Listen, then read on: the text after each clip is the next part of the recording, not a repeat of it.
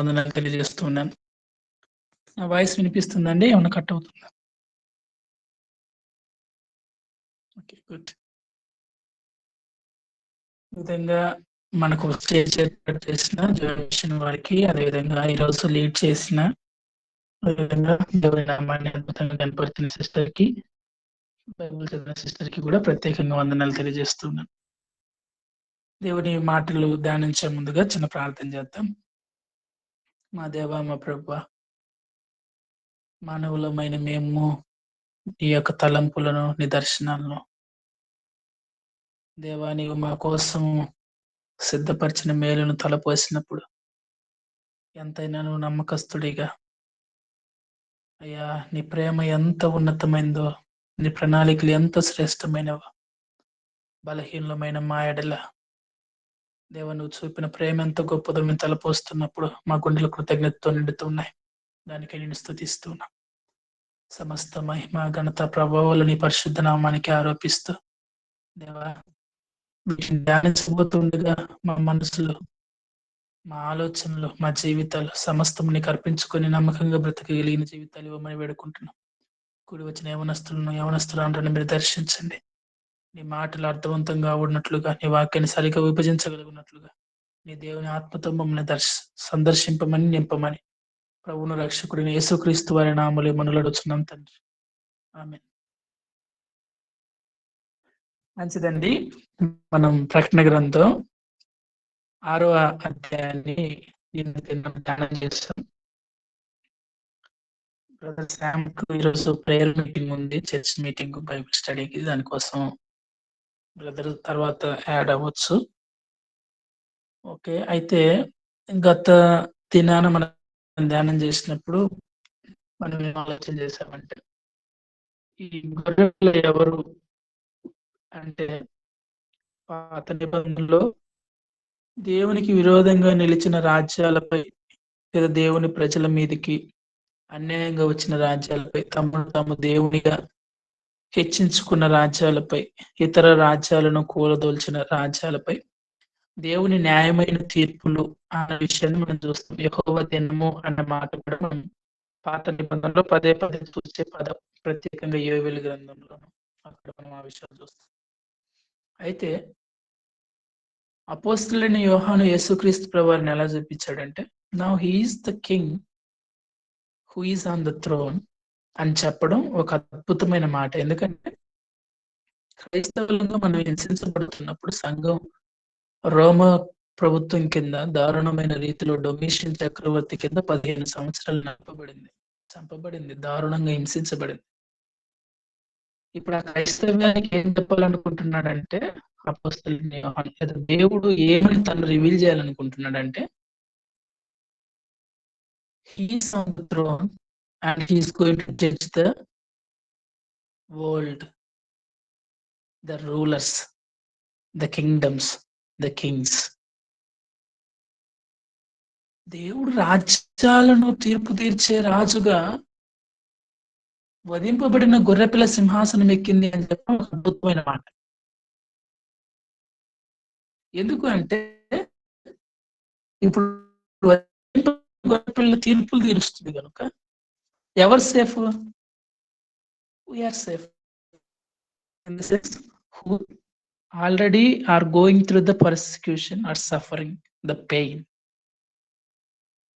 ఇదే సమయంలో మనం ఎప్పుడు రెవల్యూషన్ చెప్పేటప్పుడు నేను పదే పదే మీకు గుర్తు చేసే పదం God wins and it is written to comfort the people who are going through the trouble and to trouble the people who are going or who are well are comforted by compromising with this world or by following the world. ఇప్పుడు ఈ మాట ఎప్పుడైతే ఈ వధింపబడిన గొర్రెపిల్ల సింహాసనం అధిష్ఠించి ఆ ప్రతిని తీసుకుందో తీర్పులు తీర్చడానికి, కాంప్రమైజ్ అయిన వాళ్ళ పరిస్థితి ఏంటి అంటే, మనం నిన్న అధ్యాయం మొత్తం చూసాం కదా. 4 సీల్స్ ఓపెన్ చేసినప్పుడు ఏ విధమైన పనిష్మెంట్ వచ్చింది? యుద్ధం, కత్తి, కరువు, మరణం. అయితే ఈ రాజ్యాలకు లోబడని మన మీద కూడా ఈ ప్రభావం ఉంది. ఎలాగంటే మనం చంపబడ్డాం. అనేక మంది క్రైస్తవులు చంపబడ్డారు. ఈ రాజ్యానికి లోబడలేదు. దాని దగ్గర తల వంచలేదు. అందుకే ఏం చేయబడిందని చెప్పాం? అనేక మంది క్రైస్తవుల హతసాక్షుల యొక్క రక్తం బలిపీఠం మొరపెట్టింది. ఎందాక నాదా వీరికి తీర్పు తీర్చుకుని ఉంటావా అనే ఈ ప్రశ్న రేకెత్తించబడ్డం మనం చూసాం. తర్వాత వెనువెంటనే నెక్స్ట్ సీన్ చూస్తే గొర్రెపిల్ల ఉగ్రతొచ్చింది. మొత్తం గందరగోళం అయిపోయారు. 6 అధ్యాయం 15 వచనం. నేనెందుకు బ్యాక్‌గ్రౌండ్ మళ్ళీ సెట్ చేస్తా ఉన్నానంటే, నిన్న కొంతమంది రాని వారు ఉండుండొచ్చు. లేదా మీరున్న నిన్నటి నుంచి ఇప్పటికి దగ్గర దగ్గర 24 గంటలు, 24 గంటలు మీ మనసులు ఎక్కడికెళ్ళాయో, మీ హృదయాల్లో ఏమి నింపబడ్డాయో, మళ్ళీ 6 అధ్యాయం మీద మీకెంత అవగాహన ఉందో, ఎంత అర్థమైందో. కాబట్టి వాటన్నిటిని మళ్ళీ చిన్నగా ఇంట్రోగా బిల్డ్ చేస్తూ మనం నెక్స్ట్ క్లాస్‌కెళ్తున్నాం. అంతే తప్ప ఏంటి అన్న ఏం ప్రిపేర్ అవ్వలేదా? మరలా అదే 6 అధ్యాయానికెళ్ళాడనుకోవద్దు. ఓకే. 6 అధ్యాయం 15-17 వచనాల్లో భూరాజులను, గనులను, సహస్రాధిపతులను, ధనికులను, బలిష్ఠులను, ప్రతి దాసుడును, ప్రతి స్వతంత్రుడును కొండ గుహలలోను, బండ సందుల్లోను దాగుకొని సింహాసనాసీనుడై ఉన్నవాని యొక్క ఈ గొర్రెపిల్ల యొక్క ఈ ఉగ్రత మహాదినము వచ్చును. దానికి తాళజాలిన వాడెవడు? ఒక అద్భుతమైన ప్రశ్న. నేను చెప్పాను కదా! To trouble those who are being comforted. ఇక్కడ మీరు చెప్పిన లిస్ట్‌లో రాజులు కంఫర్టెడే కాదా ఈ లోకంలో? కంఫర్టెడ్. గరుడు కంఫర్టెడ్. సహస్రాధిపతులు కంఫర్ట్‌గానే ఉన్నారు. ధనికులు కంఫర్ట్‌గా, బలిష్ఠులు కంఫర్ట్‌గానే ఉన్నారు. ప్రతి దాసుడు, స్వతంత్రుడు కంఫర్ట్‌గానే ఉన్నారు. మళ్ళీ సఫర్ అయింది ఎవరు? ఐదో సీల్ చెబుతుంది క్రైస్తవులని. సఫర్ అయింది ఎవరు? నీతిమంతులని చెబుతుంది. ఈ లోక అధికారం, ఈ లోక రాజ్యాలు ఇలానే ప్రవర్తిస్తాయి. అయితే ఈ లోక రాజ్యాలకు తీర్పు తీర్చేవాడు వచ్చిన ఉగ్రత చూపించినప్పుడు వీళ్ళందరి పరిస్థితి ఎవడు నిలవగలడు అనే ఈ ప్రశ్న జవాబు అద్భుతమైన రీతిలో మనకు 7వ అధ్యాయం చూపిస్తుంది. ఎవరు నిలవగలరు ఈ గొర్రెపిల్ల ఉగ్రతకు? ఎవరు ఈ గొర్రెపిల్ల ఉగ్రతలో తాళగలరు అంటే 7వ అధ్యాయం. అటు తర్వాత భూమి యొక్క 4 దిక్కులలో 4 దూతలు నిలిచి ఉండి భూమి మీదనైనను, సముద్రం మీదనైనను, ఏ చెట్టు మీదనైనను గాలి వీచకుండునట్లు భూమి యొక్క 4 దిక్కుల వాయువులను పట్టుకొని ఉండగా చూచితిని. ఈ విషయాన్ని మనం ఆలోచన చేసేటప్పుడు ఫస్ట్ నుంచి మనం చెబుతూనే వచ్చాం. పాత నిబంధనలోని ప్రవచన వాక్కులు అనేకము అపోస్తలుడైన యోహాను మీద ప్రభావితం చేశాయి. ఇదే విధమైన విషయం పాత నిబంధనలో మనం ఎక్కడైనా చూస్తామా? ఇలా 4 వాయువుల విషయంలో. 4 వాయువులు అనేది మనకు కామన్‌గా తెలిసిందేంటంటే నలుదిక్కల దేవుని తీర్పులు అన్నది మనకు అర్థమవుతుంది కదా! భూమికి 4 దిక్కులుంటాయి. 4 వైపులు 4 దేవదూతలు వెళ్ళినట్టుగా మనం ఆ విషయాన్ని అర్థం చేసుకోవచ్చు. అయితే పాత నిబంధనలో మనం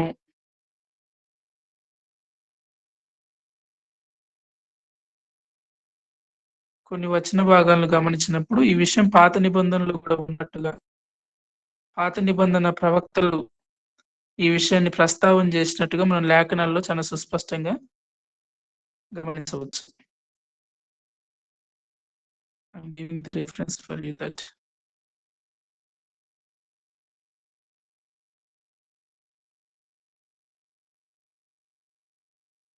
1 minute.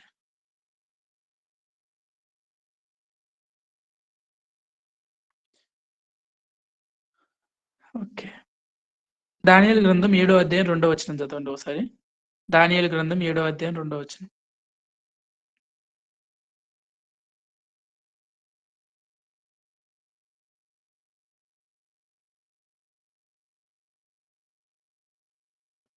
ఓకే. దానియేలు వివరించి చదువుతున్నాను. చెప్పినదేమనగా, రాత్రియందు దర్శనములు కలిగినప్పుడు నేను చూచుచుండగా ఆకాశపు నలుదిక్కుల నుండి సముద్రం మీద గాలి విసురుట నాకు కనపడెను.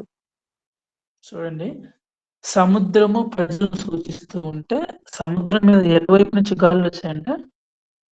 నలువైపుల నుండి గాళ్ళు వచ్చాయి అనే విషయాన్ని అక్కడ ప్రస్తావన చేస్తా ఉన్నాడు.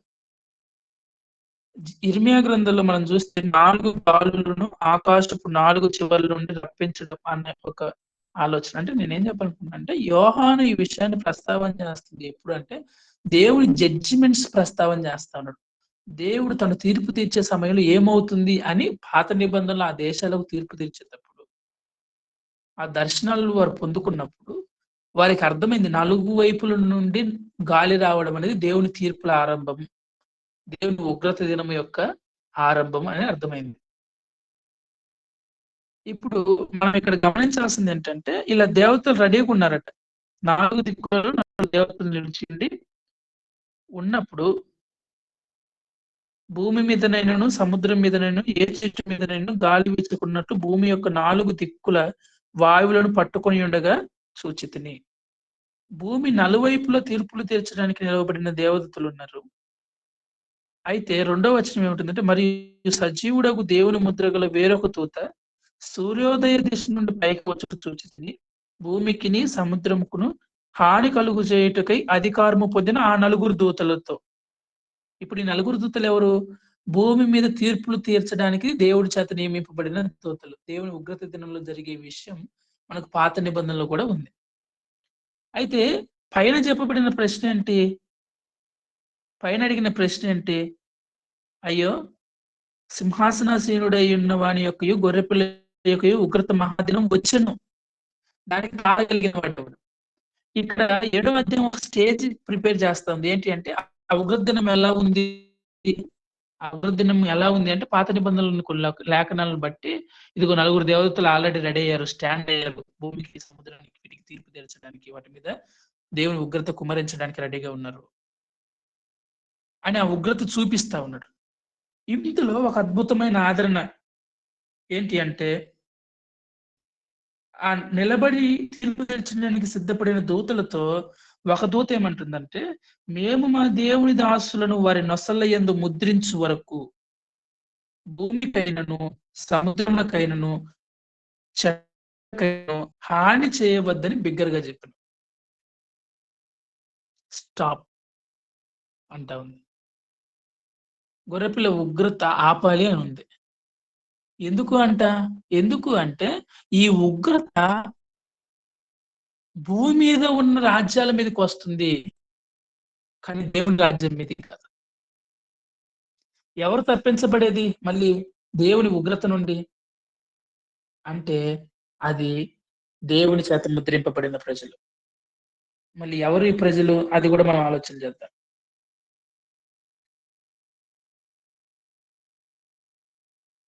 4వ వచనంలో మరియు ముద్రింపబడిన వారి లెక్క చెప్పగా వింటిని. ఇశ్రాయేలీయుల గోత్రములన్నిటిలో ముద్రింపబడిన వారు 1,44,000 మంది. యూదా గోత్రంలో ముద్రింపబడిన వారు 12,000 మంది. రూబేను గోత్రంలో 12,000 మంది. ఇలా మనకు ఒక లిస్ట్ కనిపిస్తా ఉంది కదా. సిస్టర్ ఒకసారి ఆ లిస్ట్ మరోసారి చదువుతారా ప్లీజ్?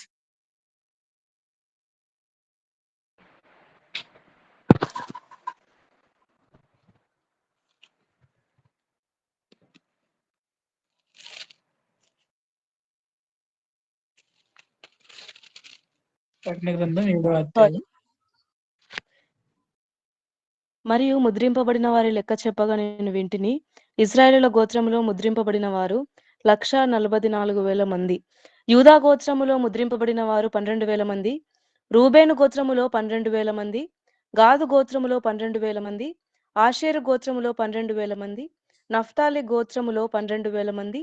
మనష్షే గోత్రములో 12,000 మంది. షిమ్యోను గోత్రములో 12,000 మంది. లేవి గోత్రములో 12,000 మంది. ఇశ్శాఖారు గోత్రములో 12,000 మంది.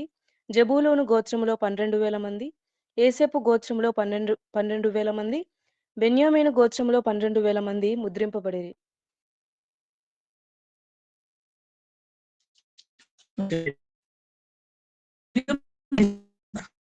పాత నిబంధనలో కూడా అనేక సందర్భాల్లో చూస్తాం కదా.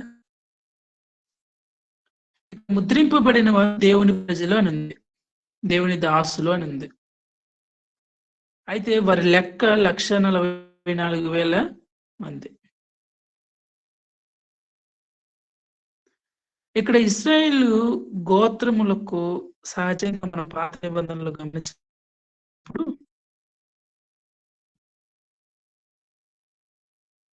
రూబేను ఎప్పుడు మొదట ఉంటాడు కదా. రూబేను ఎప్పుడు మొదట ఉంటుంది.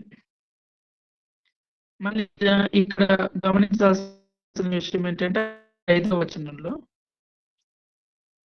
యూదా గోత్రంలో ముద్రింపబడిన వారు 12,000 మంది అని చెప్పి మొట్టమొదట యూదాను ఉపయోగించడం మనం చూస్తాం. మీరు పాత నిబంధనకి ఇక్కడ ఒక విషయాన్ని గమనించాలి. అదేంటి అంటే పాత నిబంధనలో ప్రజలు లెక్కింపబడిన ప్రతిసారి యుద్ధానికి సందర్భమైనట్టుగా మనం చూస్తాం.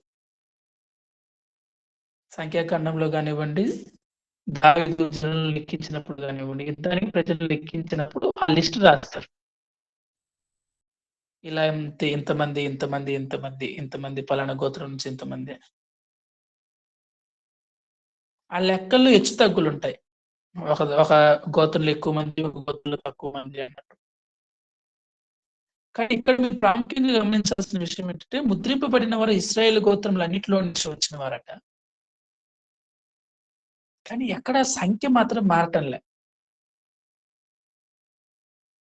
12,000 మంది 12,000 మంది 12,000 మంది 12,000 మంది మొత్తం 1,44,000 మంది.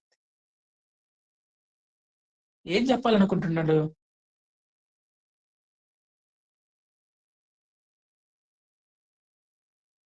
The total number of these people who are stamped by God. ఆ నెంబర్ ఏం చెప్పాలనుకుంటుంది అంటే ఫస్ట్ సెంచరీ నుంచి మనకు సంపూర్ణమైన విమోచింపబడిన ప్రజల యొక్క సంఖ్య. అంతే తప్ప it is not a literal number. ఖచ్చితంగా 1,44,000 మంది అని కాదు. మీరు అనొచ్చు బ్రదర్ మీరు ప్రతిసారి అంతే వాక్యంలో ఉన్నది చెప్పరు, వాక్యంలో ఉన్నది లేని దానికి ఏదో ఒకటి మీరు మాట్లాడి వదిలేస్తా ఉన్నారని మీకు అనిపించవచ్చు. ఖచ్చితంగా అక్కడ 1,44,000 అని ఉంది కదా, మీరు ఎందుకు 1,44,000 కాదని అంటారు?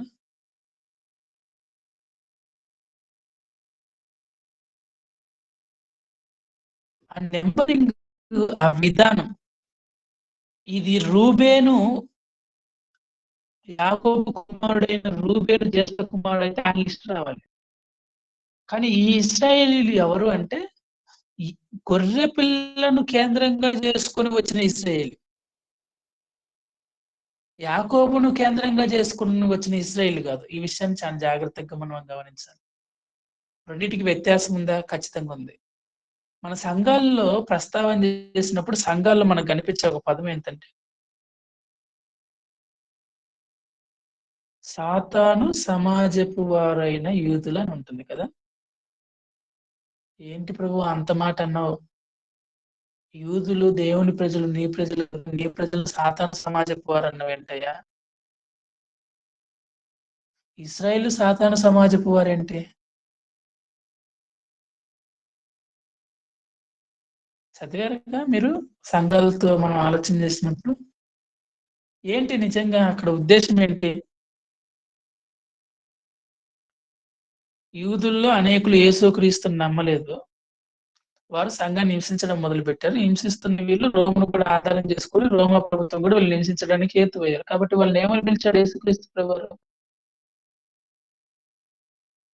సాతాను సమాజపు వారని పిలిచాడు.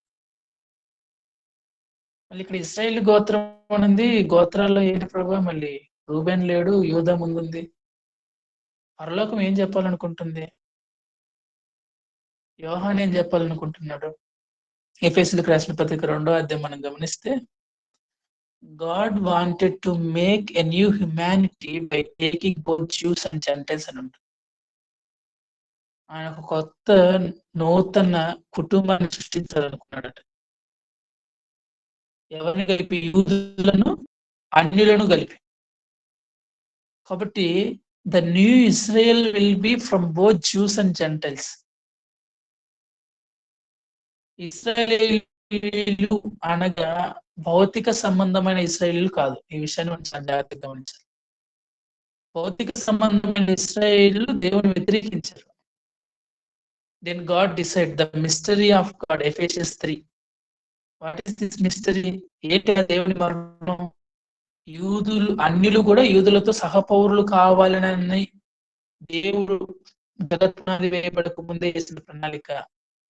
అది మర్మం. ఇప్పుడు ఈ రక్షించబడుతున్న ఈ ప్రజలు ఎవరు? దేవుని ముద్ర వేయబడుతున్న ఇశ్రాయేలు ఎవరు?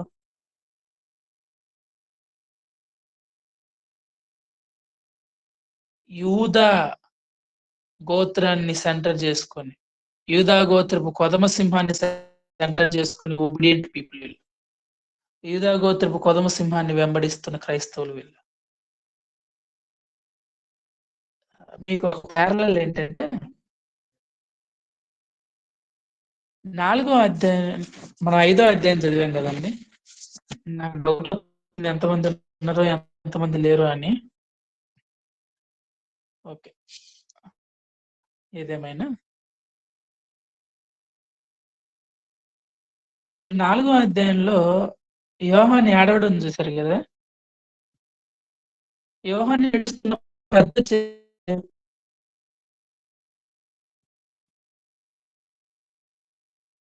ఎవరైనా ఉంటే రెస్పాండ్ పెద్ద వచ్చి అని చెప్పాడు యోహాను ఏడుస్తుంటే.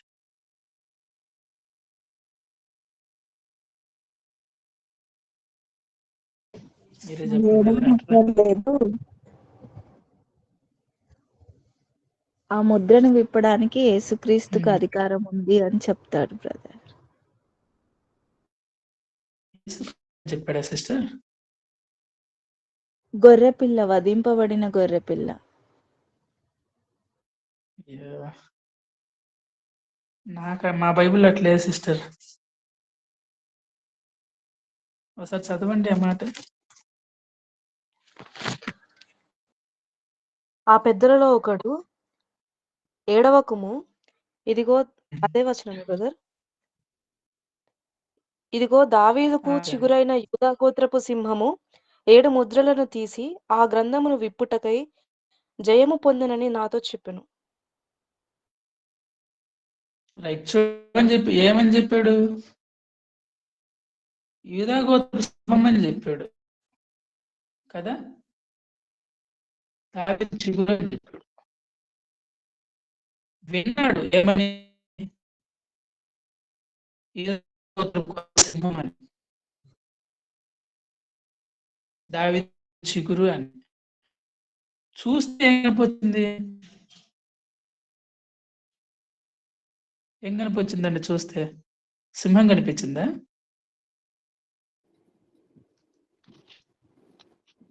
చూస్తే కనిపించింది.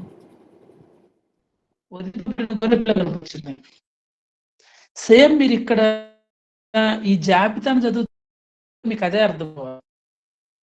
ఏం విన్నాడు? ఇశ్రాయేలులో లెక్కింపబడిన ఇక ఫలానా ఫలానా గోత్రాలు కదా.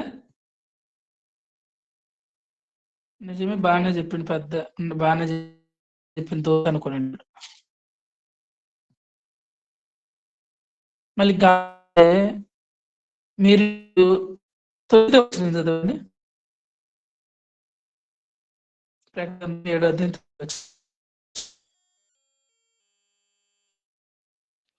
అటు తర్వాత నేను చూడగా, ఇదిగో, ప్రతి జనములో నుండి, ప్రతి వంశములో నుండి, ప్రజలలో నుండి, ఆయా భాషలు మాట్లాడు వారిలో నుండి వచ్చి ఎవడును లెక్కింపజాలని యొక్క గొప్ప సమూహము కనబడెను. వారు తెల్లని వస్త్రములు ధరించుకున్న వారై ఖర్జూరపు మట్టలు చేత పట్టుకొని సింహాసనం ఎదుటను గొర్రెపిల్ల ఎదుటను నిలవబడి. చూడండి ఎవరు కనిపించారంట? ఇశ్రాయేల్ ప్రజలు కనిపించారని చెప్పాడా? చూస్తే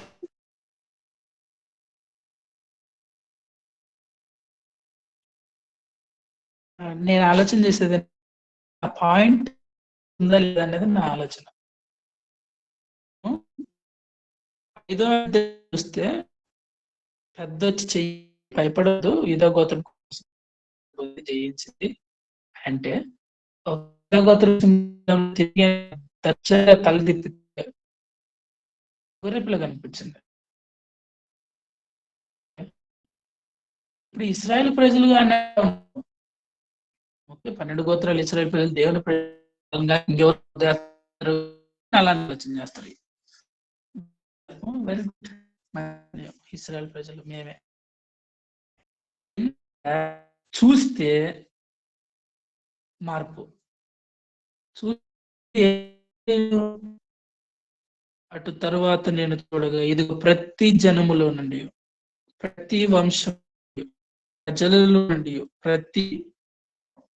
ప్రజలలో నుండి ఆ భాషలు మాట్లాడు వారిలో నుండి వచ్చి ఎవడు ఒక గొప్ప జన సమూహం కనపడింది. That's where we need to stand and think. దేవుని చేత ముద్రింపబడింది ఎవరు అంటే సంఘం. ఎవరికి రాస్తా ఉన్నాడండి ఉత్తరాలు? సంఘానికి ఉత్తరాలు రాస్తూ సంఘం ఏమవుతుందో చెప్పాలనుకుంటున్నాడు.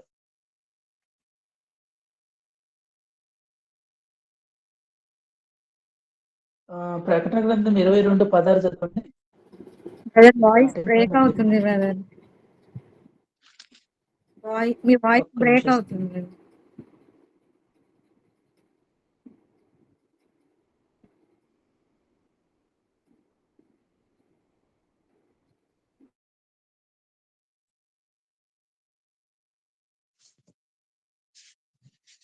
సిస్టర్ ఇప్పుడు ఓకేనా?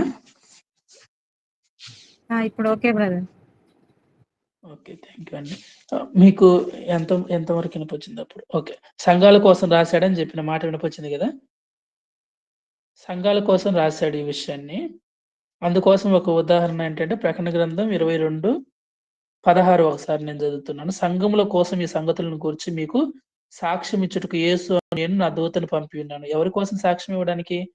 సంఘముల కోసం ఈ సంగతుల గురించి సాక్ష్యం ఇవ్వడానికి. ఎవరికి రాస్తా ఉన్నాడు? యోహాను విషయాలు సంఘానికి రాస్తా ఉన్నాడు. ఇప్పుడు సంఘం ఏమో దేవుని ఉగ్రత సమయంలో చెబుతా ఉన్నాడు. ఏదో గోత్రం కొదమ సింహాన్ని చూడాలనుకుంటే వధింపబడిన గొర్రెపిల్ల కనిపించినట్లు, లెక్కింపబడిన ఇశ్రాయేలును చూడాలనుకుంటే లెక్కకు మించిన లెక్కింపజాలని ప్రజలు కనిపించారు. లెక్కింపజాలని ప్రజలు కనిపించారు. ఏం చెప్పాలనుకుంటున్నాడంటే సంఘము దేవుని ఉగ్రత నుండి తప్పింపబడేది అని చెప్పనుకోవడం దేవుని యొక్క ముఖ్య ఉద్దేశం. ఇస్రాయేల్ ప్రజలు లేరా బ్రదర్? ఎస్, ఉన్నారు. సంఘము అనేది యూదుల ఇస్రాయేల్ ప్రజల మిశ్రితం, కలయిక, ఒక్కటి అన్న విషయాన్ని మీరు ఎప్పుడు గుర్తుంచుకోవాలి. దానికోసం నేను ఎఫెసీయులకు రాసిన పత్రికలో నుంచి మీకు 2 అధ్యాయాల నుంచి 3 అధ్యాయాల నుంచి ఆల్రెడీ ఎక్స్ప్లెయిన్ చేశాను. కాబట్టి ఇది మీ మనసులో ఉంచుకోండి. రైట్, వీళ్ళు ఏం చేస్తా ఉన్నారట? వారు తెల్లని వస్త్రములు ధరించుకున్న వారై ఖర్జూరపు మట్టలు చేత పట్టుకుని సింహాసనం ఎదుటను గొర్రెపిల్ల ఎదుట నిలవబడి, ఏ మట్టలు? ఖర్జూరపు మట్టలు. క్రీస్తు ప్రభువారి విజయాన్ని సూచిస్తూ మట్టలవి. తర్వాత సింహాసనాసీనుడైన మా దేవునికి గొర్రెపిల్లకు మా రక్షణకై స్తోత్రమని మహాశబ్దంతో ఎలుగెత్తి చెప్పిరి. దేవదూతలందరూ సింహాసనం చుట్టూను పెద్దల చుట్టూను ఆ 4 జీవుల చుట్టూ నిలుచుండిరి. దేవదూతలందరూ నిలబడ్డారట. వారు సింహాసనం ఎదుట సాష్టాంగపడి ఆమేన్, యుగ యుగముల వరకు మా దేవునికి స్తోత్రమును మహిమయు జ్ఞానమును కృతజ్ఞతాస్తుతియు ఘనతయు శక్తియు బలమును కలుగును గాకని చెప్పుచు దేవునికి నమస్కరిసిరి. ఆమేన్. ఆరాధన 5వ అధ్యాయంలో ఉన్న ఆరాధన, 4వ అధ్యాయంలో ఉన్న ఆరాధన, 7వ అధ్యాయం అనిపిస్తా ఉంది. ఎందుకు ఈ ఆరాధన? ఎవరు చేస్తున్నారు ఈ ఆరాధన? విమోచింపబడిన సంఘం. మీకు ఎలా ఉందో నాకు తెలియదు కానీ 1st సెంచరీ ఎఫెసియన్స్ క్రిస్టియన్స్ ఇది చదువుతా ఉంటే గంతులేసి ఉండొచ్చు. అరే మనం అనుకున్నాం ఉగ్రత కింద వెళ్తున్నామని, కానీ మనమా విమోచింపబడిన ప్రజలు? ఇశ్రాయేల్ అంటే మనమా? మనం దేవునితో నిత్యం ఉంటున్నాం. నిత్యము మట్టలు పట్టుకొని ఖర్జూరపు మట్టలు చేత పట్టుకొని సింహాసనం ఎదుట మనం నిలబడతాం. ఆయన విజయాన్ని చూపిస్తూ నిలబడతాం. దేవుని స్తుతిస్తాం. ఆ స్తుతించిన విధానం అద్భుతమైన రీతిలో ఇక్కడ వర్ణింపబడింది. అయితే పెద్దల గురించిన వివరణ కోసం మళ్ళీ పెద్దల్లో ఒకడు ఏమంటున్నాడంటే, పెద్దల్లో ఒకడు తెల్లని వస్త్రం ధరించుకున్న వీరెవరు అని అడిగాడు. ఎక్కడి నుండి వచ్చిరి అని అడిగాడు. అందుకు నేను, అయ్యా నీకే తెలియనని అతడు నీకే తెలియననగా అని యోహాను అన్నారు. అప్పుడు అతడేం చేశాడంటే, అతడు నాతో ఇలాగ చెప్పెను. వీరు మహాశ్రమల నుండి వచ్చిన వారు గొర్రెపిల్ల రక్తములో తమ వస్త్రములను ఉదుకుకొని వాటిని తెలుపు చేసుకొనిరి. మీరిక్కడ జాగ్రత్తగా విన్నారండి ఈ మాట? పెద్దొచ్చి అడుగుతా ఉన్నాడు. ఎవరో 24 మంది పెద్దలు వచ్చి అడుగుతా ఉన్నాడు. యోహాన్ని చూపించి, అబ్బాయి ఎవరు ఈ తెల్లని వస్త్రాలు వేసుకున్నోళ్ళు? అదేంటి? సహజంగా నువ్వో నేనైతే అదేంటి పెద్దాయన నీకు తెలియదా? ముద్రింపబడిన వాళ్ళని అంత స్పష్టంగా ముందే చెప్పింది కదా అంటావు కదా! యోహాను తెలివిగల్లోడు, మంచోడు కాబట్టి, అయ్యా నాకు తెలియదు, నీకే అన్ని తెలుసు, నువ్వే చెప్పు అని పెద్దలతో వినయంగా మాట్లాడతాడు. మనలాంటి కుర్రకారైతే త్వరగా ఆవేశపడి, ఇది కూడా తెలియదా నీకు? చూడు పైన చెప్పబడింది, పైనుంది అని అంటాం కదా! కానీ యోహాను అయితే వినయంగా స్పందిస్తూ అంటా ఉన్నాడు, నాకు తెలియదు, మీరే చెప్పండి, ఎవరు ఈ తెల్లని వస్త్రాలు వేసుకొని వచ్చినవారు అంటే, పెద్దాయన ఇస్తున్న అద్భుతమైన జవాబు చూడండి. ఎవరంట వీళ్ళు? వీరు మహాశ్రమల నుండి వచ్చిన వారు. ఏ శ్రమలంట వీళ్ళవి? మహాశ్రమలట. ఓకే. గొర్రెపిల్ల రక్తంలో తమ వస్త్రాలు ఉదుకుకొని వాటిని తెలుపు చేసుకున్నారంట.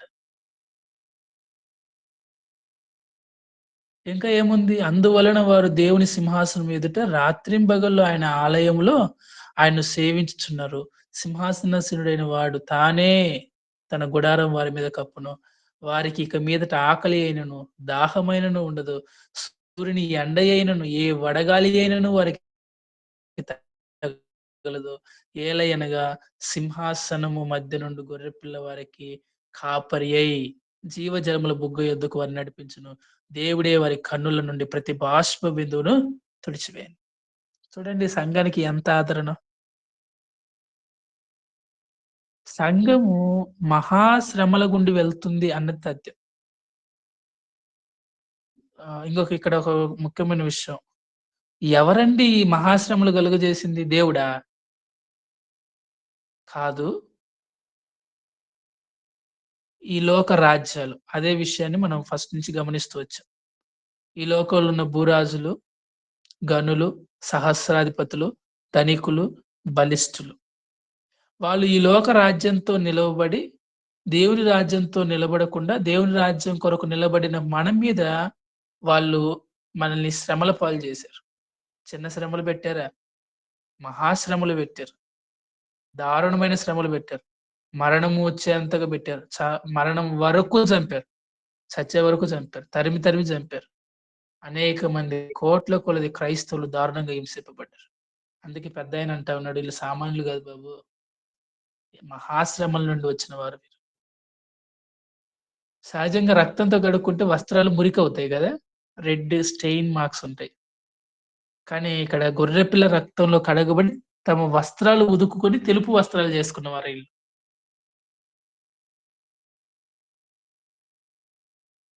కాబట్టి వీళ్ళు ఎక్కడున్నారంటే జయించి ఆయన ఆలయంలో, ఆయన సింహాసనం ఎదుట రాత్రింబగళ్ళు ఆయన సేవిస్తా ఉన్నారు. యెషయా గ్రంథంలో చెప్పబడిన వాగ్దానాలను దేవుడు గుర్తు చేస్తా ఉన్నాడు. ఆయన తన గుడారమును తన ప్రజల మీద కప్పుతాడు అని.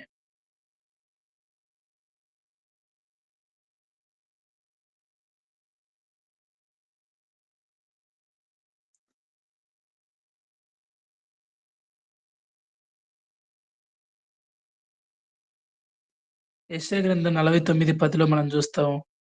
వారికి ఆకలి ఉండదు, దాహం ఉండదు. శ్రమల గుండా వచ్చిన వాళ్ళకి ఆదరణ ఏంటంటే, పెద్దాయన చెబుతా ఉన్నాడు, మన పరిస్థితి ఏంటంటే ఇప్పుడు, వారికి ఇక మీదట ఆకలి అయినను, దాహమైనను ఉండదు. ఇంకేముండదట? సూర్యుని ఎండ అయినను, ఏ వడగాలి అయినను వారికి తగలదు. ఓకే. ఎలయనగా సింహాసనము మధ్య నుండు గొర్రెపిల్ల వారికి కాపరి అయి. గొర్రెపిల్ల కాపరి కావాలి, గొర్రెపిల్ల కాపరి అవ్వాలా? మన లోకంలో అయితే గొర్రె పిల్ల కాపరి కావాలి. మళ్ళీ ఈ గొర్రె పిల్ల ఏ గొర్రె పిల్ల? వధింపబడి నిలబడిన గొర్రె పిల్ల, సింహాసనము మధ్య నుండి గొర్రె పిల్ల, సింహాసనాసీనుడైన గొర్రె పిల్ల. ఈ గొర్రె పిల్ల దేవుడై ఉన్నాడు. ఇప్పుడు ఆ దేవుడైన ఈ గొర్రె పిల్ల మనకు కాపరి అయి ఉంటాడు. దేవుడే కాపరి అయి ఉంటాడు అని చెప్పడం అందులో ఉన్న సత్యం. ఈ కాపరి, ఈ వధింపబడి నిలబడిన ఈ గొర్రె పిల్ల మనల్ని జీవజలముల బుగ్గల ఎద్దుకు నడిపించే మంచి కాపరి. కీర్తన 23లో ఉన్న ప్రస్తావన చేస్తా ఉన్నాడు. చివరిగా దేవుడే వారి కన్నుల నుండి ప్రతి బాష్ప బిందువును తుడిచివేస్తాడు. ఏం అర్థమవుతుంది మీకు ఈ యొక్క 7వ అధ్యాయం చదువుతుంటే?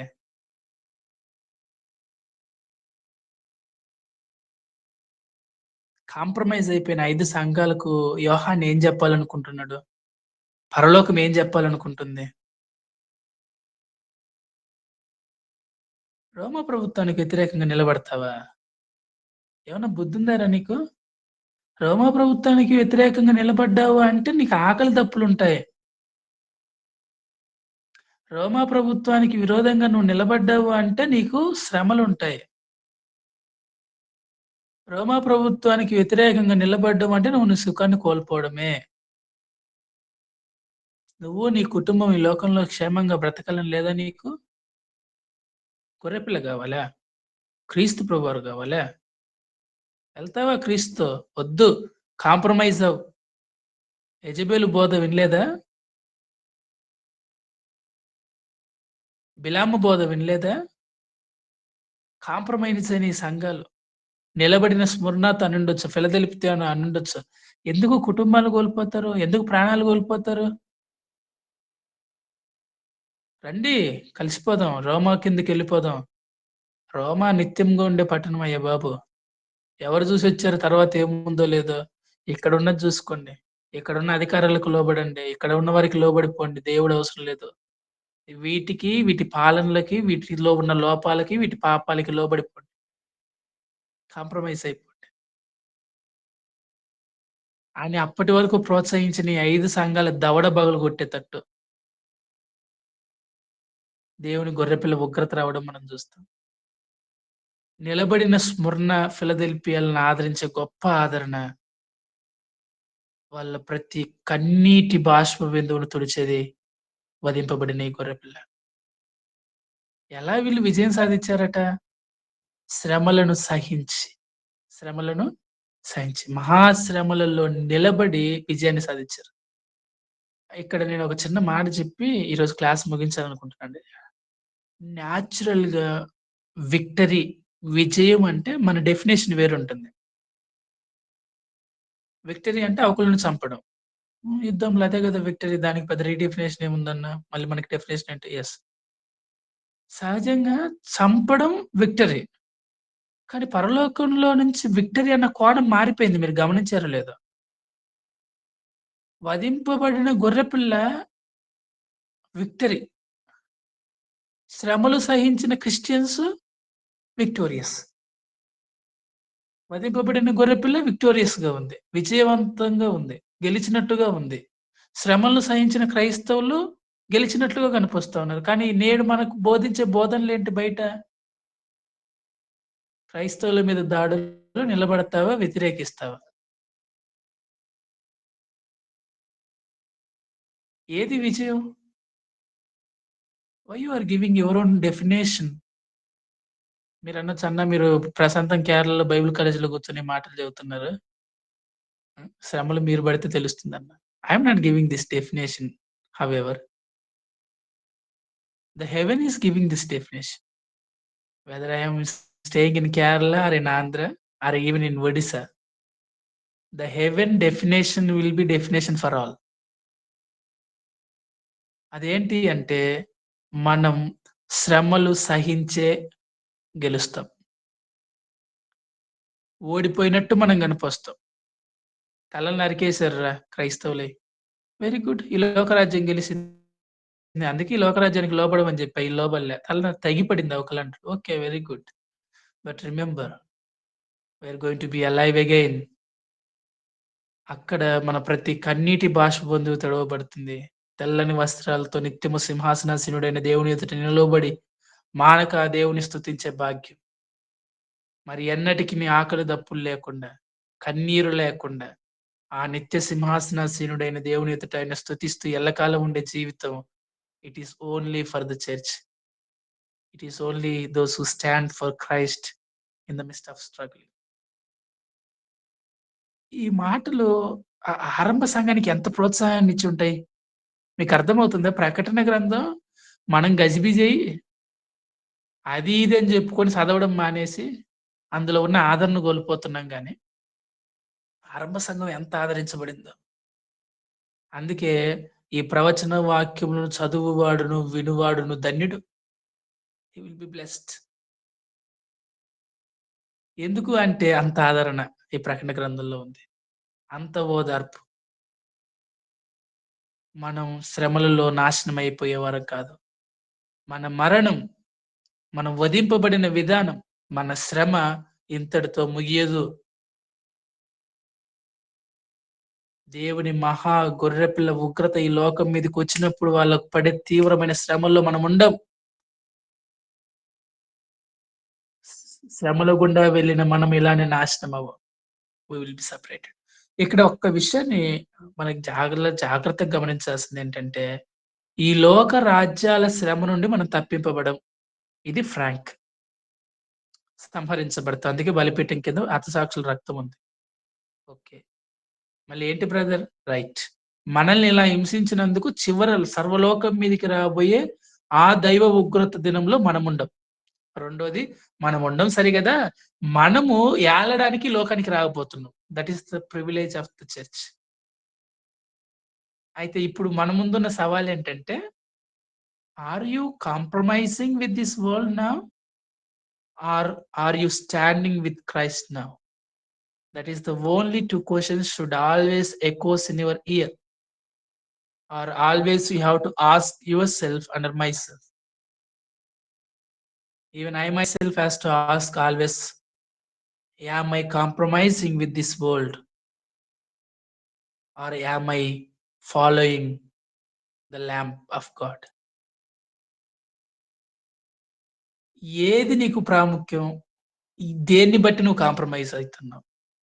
5 సంఘాలు కాంప్రమైజ్ అయ్యాయి. Are we in which church? స్మరణలో ఉన్నామా, ఫిలదెల్ఫియాలో ఉన్నామా, లేక వీటికి వేరుగా ఉన్న 5 సంఘాల్లో ఉన్నామా? ఎటు మన సంఘాలు వెళ్తున్నాయి, ఎటు మన వ్యక్తిగత ఆత్మీయ జీవితాలు వెళ్తున్నాయి? Revelation is challenging us. ప్రకటన గ్రంథం మనల్ని ఛాలెంజ్ చేస్తా ఉంది. Be aware where you are and what is your position. May the Lord bless you all. Thank you.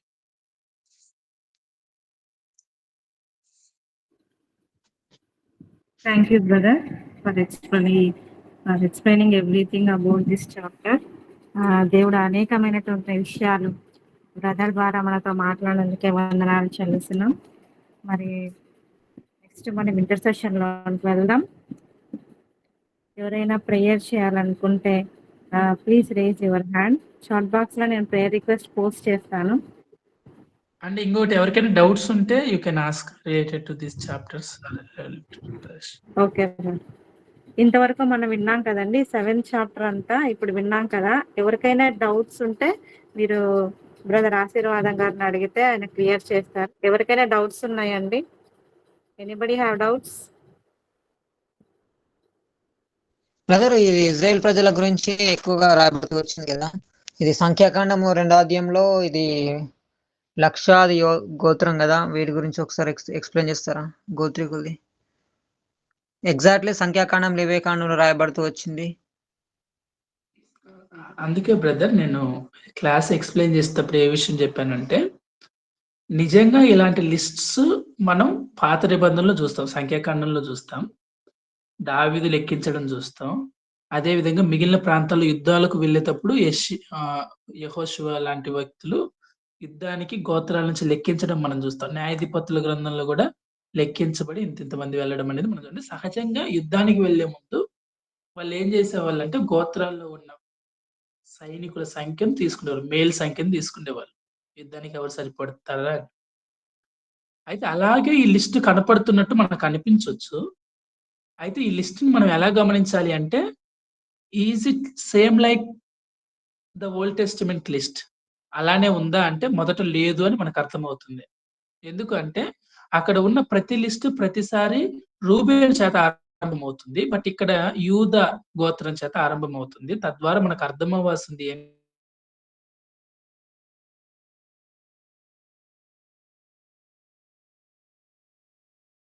క్రైస్తవుల ప్రస్తావన. ఇక్కడ మనకు చాలా సందేహం వస్తుంది. నిజమేనా ఈ మాట అని.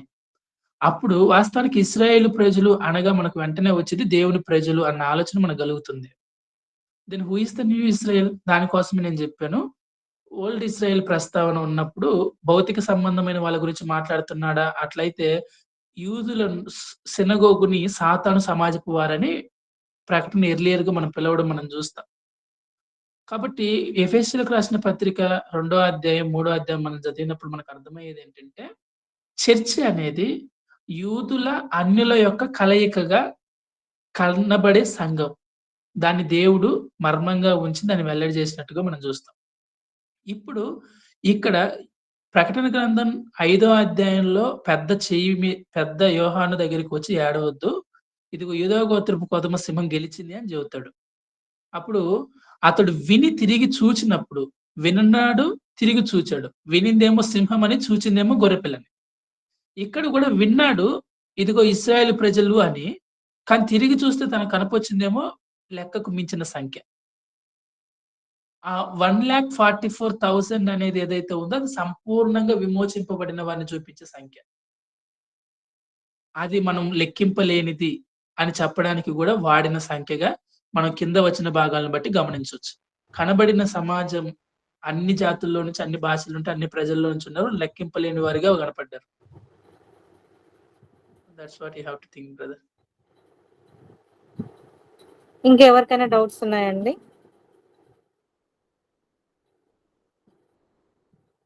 మీకు అనేకమైన బోధలు ఉన్నాయండి బయట. నేనేం చెప్పాలనుకుంటున్నానంటే, ప్రకటన మీద అనేకమైన ప్రస్తావనలు ఉన్నాయి. అనేక రకాలుగా వివరించేవారు ఉన్నారు. బట్ నా మేజర్ కన్సర్న్ ఏంటంటే, మీకు రెవల్యూషన్ వివరించేటప్పుడు రెవల్యూషన్ ఫస్ట్ సెంచరీ వాళ్ళకు ఎలా అర్థమవుతుంది, ఎలా అప్లై అవుతుంది, మనకి ఎలా అప్లై అవుతుంది, అదే మన మేజర్ కన్సర్న్. అటువైపుగానే మనం ముందుకు వెళ్తున్నాం. ఆ విషయాన్ని మీ మనసులో ఖచ్చితంగా జాగ్రత్తగా ఉంచుకోండి. రాయబడిన ప్రతి పత్రికకు ఉద్దేశం ఉంటుంది. ఉద్దేశాన్ని చాట్ బట్టి మన బాక్స్ లో మాట మారుతుంది. ఓకేనా? ఆ విషయాన్ని మీరు జాగ్రత్తగా గమనించండి. చాట్ బాక్స్ లో ఒక డౌట్ రేస్ చేశారు. ఓకే. చెప్పండి సిస్టర్, ఏంటి doubt? Chat box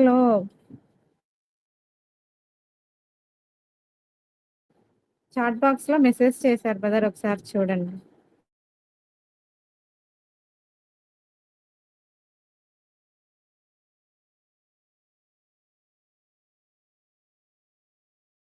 okay. Sorry sister.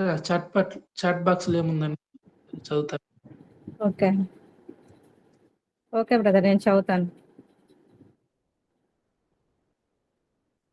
Pre tribulation rapture లో చర్చిని గాడ్ క్లౌడ్స్ మీద తీసుకెళ్తాడు కదా, మరి అందరూ గ్రేట్ ట్రిబులేషన్ ని ఎలా ఫేస్ చేస్తారు? ప్రశ్న అడిగింది ఎవరు? అబ్బాయా? అమ్మాయా? అమ్మాయి బ్రదర్. అంటే అబ్బాయి అయితే అటు ఇటు పని చేసుకుంటూ వినలేదేమో అని అందామని. సంగీత సిస్టర్ మెసేజ్ చేశారు. ఓకే. సిస్టర్, నేను ఇందాకలా వివరించినప్పుడు ఒక విషయం చెప్పాను. వారు మహాశ్రమల నుండి వచ్చిన వారు అని పెద్ద చెప్పాడు. ఈ మహాశ్రమలు ఎవరి వలన కలిగాయి?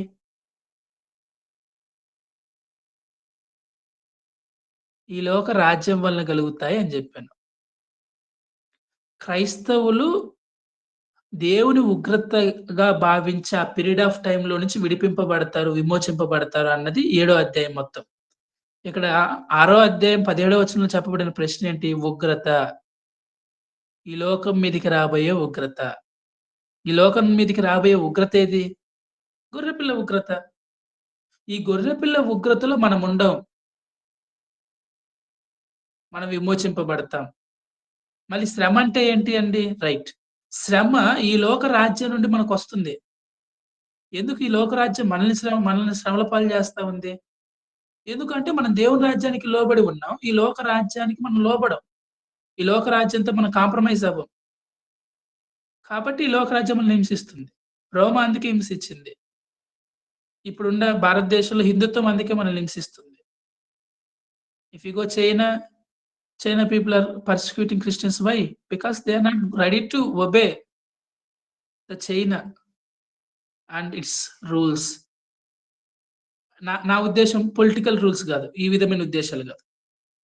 దానిలాగా పాపం చేయదు, దానిలాగా అక్రమాలు, ఓకేనా, ఈ లోక విధానాలతో church never compromise. Church always stands. Then church will be persecuted because of standing for the Lord and for his righteousness. Sister అడిగిన సిస్టర్ ఉన్నారా? మీకు ఏమన్నా ఈ విషయంలో క్లారిటీ ఉందా అండి? లేకుంటే మరలా ఏమన్నా? Okay, thank you sister. Thank you brother. Thank you brother. మనం నెక్స్ట్ ఇంటర్సెషన్ లోకి వెళ్దాం. మన మధ్యలో ఉన్న సబితా సిస్టర్ మనం ఇంటర్సెషన్ లోకి నడిపిస్తారు. సబితా సిస్టర్,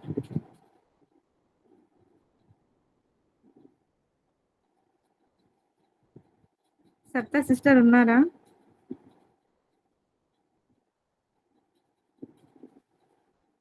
సిస్టర్ ఉన్నాను సిస్టర్. చాట్ బాక్స్ లో ప్రేయర్ రిక్వెస్ట్ పెట్టాను సిస్టర్, వాటి కోసం ప్రేయర్ చేయండి. Okay sister. కళ్ళు మూసుకున్నట్లయితే ప్రార్థన చేసుకుందాం. సర్వోన్నతుడైన మా తండ్రి, మీకే వందనాలు, స్తుతులు, స్తోత్రములు చెల్లించుకుంటున్నాం రాజా. ఈ దినమంతా కూడా తండ్రి ప్రభు మమ్మల్ని కాచి కాపాడి మాకు కావలసినటువంటి ప్రతి అవసరతలన్నింటినీ తీర్చి ఇంత మంచి ఆరోగ్యంతో మమ్మల్ని నిలిపి మరలా ఈ రాత్రికాల సమయం ప్రార్థనలో, ప్రకటన గ్రంథ అధ్యాయ ధ్యానాల్లో ప్రభా మమ్మల్ని అందరినీ నిలిపినందుకు మీరు మాకు ఇచ్చిన ఈ ధన్యత భాగ్యంను బట్టి మీకు స్తోత్రములు చెల్లించుకుంటున్నాం. మరి ముఖ్యంగా కొన్ని ప్రేయర్ రిక్వెస్ట్లు తండ్రి ప్రభా మేము ముందు ఉంచుతున్నాం ప్రభా. వాటిని దయతో ప్రభా మీరు జ్ఞాపకం చేసుకుంటారని నమ్ముతున్నాం తండ్రి. నీకు స్తోత్రములు తండ్రి. మరి తండ్రి ప్రభా నీకు స్తోత్రములు. అనిల్ గారిని బట్టి ప్రార్థన చేస్తున్నాం. అతనికి ఉన్న బ్యాక్ పెయిన్ని తీసివేయండి, వామిటింగ్స్ నుంచి విడుదల దయచేయండి, సంపూర్ణమైన ఆరోగ్యమును తండ్రి ప్రభా మీరు దయచేయమని ప్రార్థన చేస్తున్నాం తండ్రి. అలాగే తండ్రి ప్రభా అభిషేక్ గారిని బట్టి ప్రార్థన చేస్తున్నాం తండ్రి. గూగుల్ మీట్స్ గురించి కూడా ప్రార్థన చేస్తున్నాం తండ్రి ప్రభా. అవి మంచి రివైవల్ వాళ్ళు కలిగించినట్లుగా ప్రభా మీరే కృప దయచేయమని దేవా ప్రార్థన చేస్తున్నాం. అలాగే తేజస్విని గారి వాళ్ళ మదర్ని బట్టి ప్రభా ప్రార్థన చేస్తున్నాం తండ్రి. ధనలక్ష్మి గారిని జ్ఞాపకం చేసుకోనండి తండ్రి ప్రభా. మరి అనుకోని విధంగా తండ్రి ప్రభా సిస్టర్ యాక్సిడెంట్కి గురి అయ్యారంట తండ్రి ప్రభా. క్రిటికల్ కండిషన్లో ఉన్నారు తండ్రి.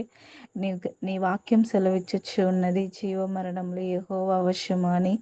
నీ సెలవు లేనిది ఏది కూడా జరగదు తండ్రి. నీకు స్తోత్రములు తండ్రి. ఆ బిడ్డకు కావాల్సినటువంటి మంచి ఆరోగ్యంను మీరు దయచేయండి. డాక్టర్స్ కావాల్సిన జ్ఞానంను దయచేయండి. మెడిసిన్స్ అన్నీ కూడా మంచిగా తండ్రి ప్రభా ఇచ్చుటకు కృప దయచేయండి. మెడిసిన్స్కి పాజిటివ్గా తండ్రి ప్రభా బాడీ రెస్పాండ్ అవుటకు ప్రభా మీరే కృప దయచేయమని దేవా ప్రార్థన చేస్తూ ఉన్నాం తండ్రి ప్రభా. మరి తనైతే తండ్రి ప్రభా నీకు స్తోత్రములు తండ్రి. ఎవరికి తెలియకుండా ప్రభా మరి నీ అందు విశ్వాసం ఉంచి ఉన్నారంట తండ్రి. తేజస్విని గారు తన విశ్వాసమును బట్టి తన తల్లిని మీరు జ్ఞాపకం చేసుకొని మీరు కార్యము జరిగించమని ప్రార్థన చేస్తున్నాం తండ్రి. దయతో జ్ఞాపకం చేసుకోండి ప్రభా. నీకు స్తోత్రములు తండ్రి. ఒక్కసారి జ్ఞాపకం చేసుకోండి దేవా. అలాగే తండ్రి ప్రభా స్మైలీ విద్య గారు, అలాగే తండ్రి ప్రభా స్మైలీ గారిని బట్టి ప్రార్థన చేస్తున్నాం తండ్రి ప్రభా. తన అన్నకు కూడా తండ్రి ప్రభా రక్షణ భాగ్యమును తండ్రి మీరు దయచేయండి. అలాగే స్మైలీ గారి కెరీర్ను, అలాగే స్పిరిచువల్ లైఫ్లో కూడా తండ్రి మీరే హెల్ప్ చేయండి. మంచి ఉన్నత స్థానంలోకి ఎదుగునట్లుగా మీరు కృప దయచేయండి. సునీత సిస్టర్ తండ్రి ప్రభా 9th month ప్రెగ్నెన్సీతో ఉన్నారు తండ్రి ప్రభా. మరి తండ్రి ప్రభా మంచి నార్మల్, నీ చిత్తం అయితే నార్మల్ డెలివరీ అవునట్లుగా ప్రభా మీరు కృప దయచేయండి. తల్లి బిడ్డకు మంచి క్షేమమును మీరు అనుగ్రహించండి. అలాగే తండ్రి ప్రభా మరి మరి రాజా గారి వాళ్ళ మేడం తండ్రి ప్రభా ప్రెగ్నెంట్తో ఉన్నారంట తండ్రి ప్రభా, సేఫ్ డెలివరీ అవునట్లుగా కూడా ప్రభా మీరు కృప దయచేయండి తండ్రి ప్రభా. నీలా గారిని నీ చేతులకు అప్పగిస్తున్నాం, తప్పకుండా మీరు కార్యం జరిగిస్తారని మేము నమ్ముచున్నాం తండ్రి ప్రభా. ప్రజ్వల తండ్రి ప్రభా టూత్ పెయిన్తో బాధపడుతున్నారు తండ్రి, తనకు సంపూర్ణమైన స్వస్థతను విడుదలను ప్రభా మీరు అనుగ్రహించమని తండ్రి ప్రార్థన చేస్తున్నాం. ఈరోజే తన రూట్ కెనాల్ ట్రీట్మెంట్ కంప్లీట్ అయిందంట ప్రభా, నీకు స్తోత్రములు తండ్రి. మరి త్వరగా తనకి ఉన్న పెయిన్ నుంచి రిలీవ్ అవ్వనట్లుగా కూడా ప్రభా మీరు కృప దయచేయండి. మెడిసిన్స్ కూడా మంచిగా పనిచేయనట్లుగా ప్రభా మీరే కృప దయచేయమని ప్రార్థన చేస్తున్నాం తండ్రి ప్రభా. మరి శేఖర్ గారిని బట్టి ప్రార్థన చేస్తున్నాం, బ్రెయిన్లో ప్రాబ్లం ఉందంట తండ్రి, అలాగే హార్ట్ డిసీజెస్ కూడా ఉంది అంట తండ్రి ప్రభా. దయతో జ్ఞాపకం చేసుకోండి ప్రభా, మంచి ఆరోగ్యమును తండ్రి మీరు దయచేయమని దేవా ప్రార్థన చేస్తున్నామయ్యా. నల్ల అనిత గారిని బట్టి ప్రార్థన చేస్తూ ఉన్నాం తండ్రి, తను కూడా యాక్సిడెంట్కి గురి అయ్యారంట తండ్రి, వారికి కూడా మంచి ఆరోగ్యం మీరు దయచేయమని ప్రార్థన చేస్తున్నాం తండ్రి. నీకు వందనాలు ప్రభా, దయచేసి ప్రభా ప్రతిరోజు కూడా తండ్రి ప్రభా